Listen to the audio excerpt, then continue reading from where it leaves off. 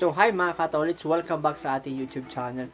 So ngayon po, yung gagawin nating video is yung solusyon pa sa mga problema ng mga teacher o yung mga gumagamit ng, for example, yung mga image na gusto mawala yung kanilang background. So ngayon, ituturo ko sa inyo sa video na ito kung ano ba yung way para makapag-delete tayo ng background ng image using the Microsoft PowerPoint.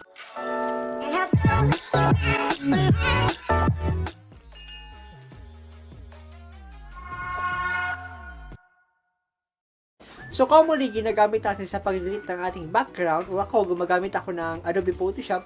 Pero ngayon, tuturo ko sa inyo yung proper way at yung easiest way para makapag-delete kayo ng image, sabi ko nga, using the Microsoft PowerPoint. So ngayon, samahan niyo ako dun sa ating laptop at ituturo ko na sa inyo yung very simple na napakadali lang palang pag-delete. So by the way, kung di pa kayo nakasubscribe sa aking YouTube channel, click niyo yung subscribe button, then yung notification bell dyan sa gilid, at click niyo yung all para mag-i-update kayo sa mga susunod nating video. So, starting from now, mag-upload na tayo ng regularly para mas makaturo tayo o makapag-share tayo ng ideas dito sa ating channel. So, thank you. Ngayon, nandito na tayo sa ating laptop or computer. Ang una yung gagawin is mag-open kayo ng Microsoft PowerPoint kasi yun yung program na gagamitin natin para makapag-delete ng background.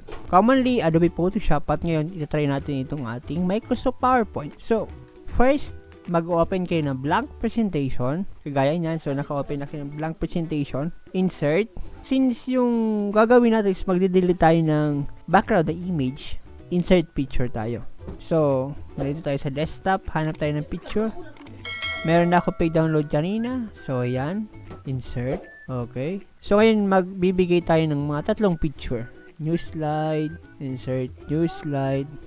Then dito, mag-insert tayo ng picture. Let's try yung picture ko. Then dito naman, mag-insert pa tayo ng another picture. Yung ibang picture ng palagi, itong babae na try natin. So, yan. So, meron na tayong different picture. Kagaya nito. Sa pag-delete ng background, meron tayong two strategy. Yung una, for example, i-click yung picture na to, then picture format. Makikita ko dyan sa color, set transparent color. So, kagaya nito, iset natin dyan. Yan. So, nakikita yung hindi siya gumagana, diba? So, yung ganitong strategies, gumagana lang siya pag plain. For example, plain white yung background, plain pink, plain dark. As long as plain na color siya. For example, ganito. Medyo white itong part, diba? Try natin yung strategy na yan. So, click natin picture, format, color, and set transparent color. Then, click natin to. So, dito, mapapansin nyo, yung color lang, for example, yung color lang dito is yung magkakapareho. Kaya, yan yung natanggal sa kanya. Pag dinalag nyo siya, yun lang yung background na nawala. Kasi, yung color dito is magkaiba. So, yung gagawin natin is, mas effective kasi yung second strategies. At ito yon. Click nyo yung picture, format. Then, meron tayo ditong remove background. Pag pinindot mo yung remove background, makikita nyo na yung buong background niya, at natira lang yung picture ko, yung buong background niya is color magenta. So, pag magenta niyan, ibig sabihin yan yung part ng picture na i-delete yung background. So, pababa siya. So, nakita niya yung damit ko is hindi na siya ma-delete, diba? Pero ditong part na to, magenta yung color niya, ibig sabihin, ma-delete pa din siya. Nakikita nyo diba dito, wala tong part. So, ang gagawin natin, meron tayo dyan, mark areas to keep, mark.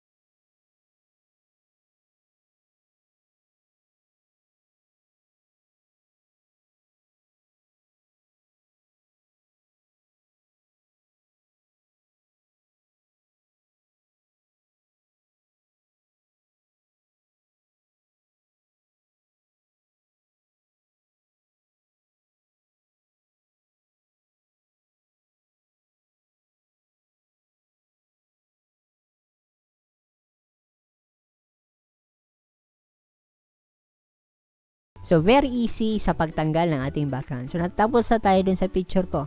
Try naman natin itong medyo komplikado. So, now dito naman tayo sa first picture. Ito.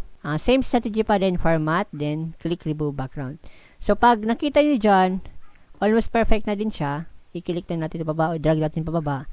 Then, mapapansin nyo dun sa taas, itong buhok niya is hindi siya, or masasama siya dun sa madidelete o yung matatanggal na background. Same strategy, kunin mo yung mark areas to keep, then, yan.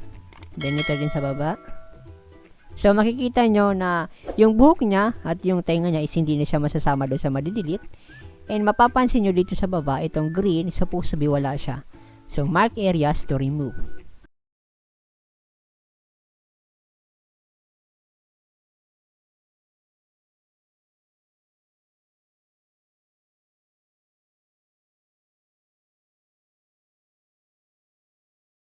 Nyo, almost perfect na siya. Then, click nyo lang dito or click nyo yung enter. So, automatically, wala na yung kanyang background. So, yan. Lagyan naman natin siya ng background na picture. Insert. Picture. Then, yung background kanina. O yung download ko din. So, ayan. Then, format. Send to back. So, makikita nyo. Yan. Makikita nyo sa dyan na wala talaga siyang kahit anong background. So, try naman natin yung pangatlong picture. So, ito yung pangatlong picture natin.